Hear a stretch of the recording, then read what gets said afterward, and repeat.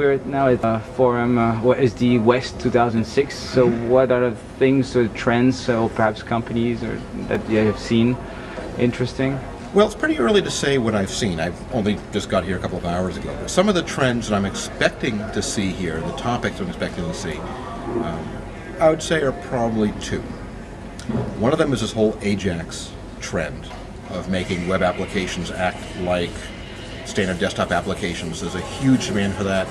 It's going to be fueling not only enterprise development, but also software as a service. And the other trend is a lot of drive towards build management. And I saw actually that three of the top three build management companies are exhibiting here at the conference, which is a good sign, considering it's such a small event, that that category is out in force. The people in the build management business know that this is a very hot topic right now, and they need to be out there in front of people because everyone's feeling that pain. And probably maybe one of the biggest areas that companies get the biggest bang for their buck right now is in terms of improving their build management processes.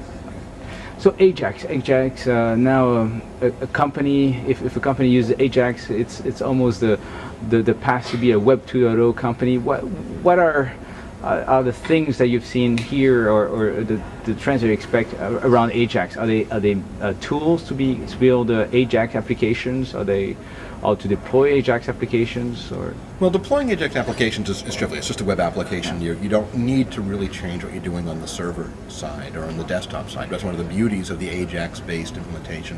Is you don't need special software clients. You don't need Flash. You don't need a Laszlo runtime. You don't need an Acrobat runtime. It just runs in your browser if you have a browser that's relatively up to date.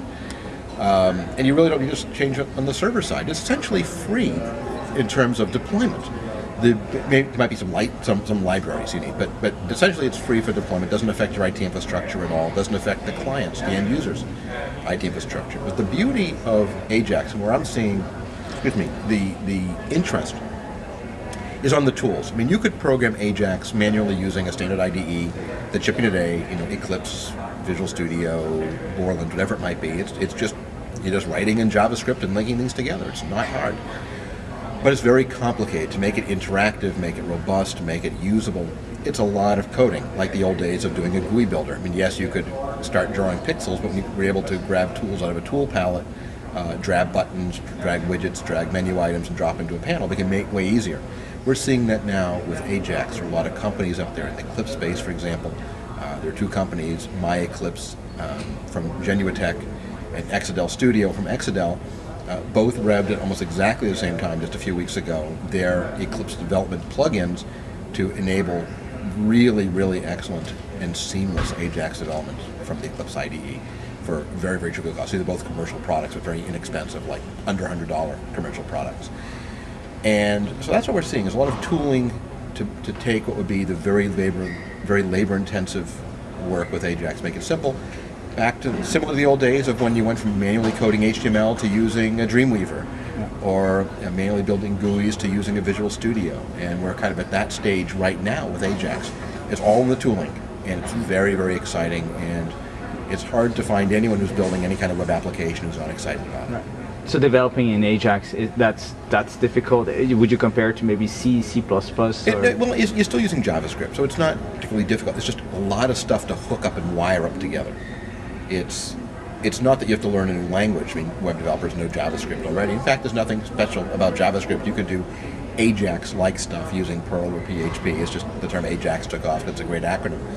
But it's just really complicated. Be able to make it so you could, for example, drag and drop an icon from one part of the screen to another is really difficult to manually code using JavaScript. You can do it, but it's really complicated coding.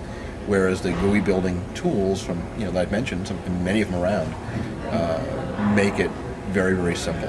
And people who want to build web applications typically don't want to spend a lot of time on the front end. They want to spend all the time on the back end logic. And what this does is let you make very sophisticated front ends without a whole lot of work. So then you can make your application work more like a desktop app. You mentioned two Eclipse plugins. Next week is the Eclipse conference here in Santa Clara. So what sort of consequences or effects do you see that Eclipse, the whole development platform, this whole open source development platform had on the development world? We've seen Borland get rid of their IDE. Do you think that that's a direct consequence of Eclipse success? I think so. First of all, I don't think the reason for the success of Eclipse is the fact that it's open source. I think the fact that open source contributes to it, but I don't think that's the main reason. What makes Eclipse work very well is the fact you have a number of vendors working together. Eclipse is being developed by vendors. It's not like an Apache sort of open source project or Linux that's being built by just volunteers in the community. It's being built by companies who are engaging it as sponsors or committers into the Eclipse community. It didn't have to be open source. The companies could have a common code base that they license commercially. They just found it for their own intellectual rigor. If it was open source, then each company contributing didn't spend all this time with lawyers reviewing license agreements. They can just take it and go for it. So what the open sourceness of Eclipse has done is make it more seamless, act as a lubricant. Well, what has made it work is the fact that it is an unprecedented collaboration of companies that are competitors and complementers of each other. And that's what's enabled, I think, to really hurt Borland, to really hurt everyone in the market, with the exception of .NET and Visual Studio, which is a whole different ecosystem that, you might as well have, Europe on one side, North America on the other. They're just discontiguous markets. But I think anyone building for anything that's not a Windows.NET environment, that the success of Eclipse had such a huge, you can't overstate the impact. Our studies have shown that most people developing for Java these days, if they're using an IDE, they're using Eclipse or an Eclipse-based tooling. Now, there are many toolings that use Eclipse people don't really realize, like WebSphere Studio are now based on Eclipse, but so Eclipse is under the covers. But most people doing Java today are using Eclipse in some form or another, and they're meant to, just like people doing Windows development are mainly using Visual Studio. Yes, some are using the Rational tools. Yes, some are using C# Builder from Borland, but the vast majority are using Visual Studio. Can you tell us a little bit more on SD Times and the new magazine you're planning to launch next week? Yes, BZ Media has two existing publications, SD Times, which is a twice monthly newspaper, the only newspaper for the software development industry. It goes to about 60,000 people distributed in the US and around the world as both print and PDF. 2 years ago, we launched Software Test and Performance, which is the only monthly magazine for software testers.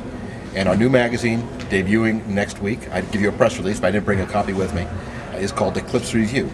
It is a quarterly magazine. I would like to say it's the first magazine for Eclipse I can't. There's actually something called Eclipse Magazine or something in Germany, a German language publication that came out last year. But this is the first publication in North America, first English language print publication, dedicated for Eclipse programmers. It'll be quarterly this year. Next year, who knows, depends on the success and demand for the publication. We're very proud to be launching this as our third publication and showing that we really support what we do on Eclipse. BZ Media is proud to be a member of the Eclipse Foundation. We support what they're doing. We support lots of other things as well. We're also very much involved with Visual Studio and lots of other things, but we really believe in Eclipse. We believe in the community. We also put the only independent event on for Eclipse users. The Eclipse Foundation puts on Eclipse Con. We do Eclipse World, which is a separate event.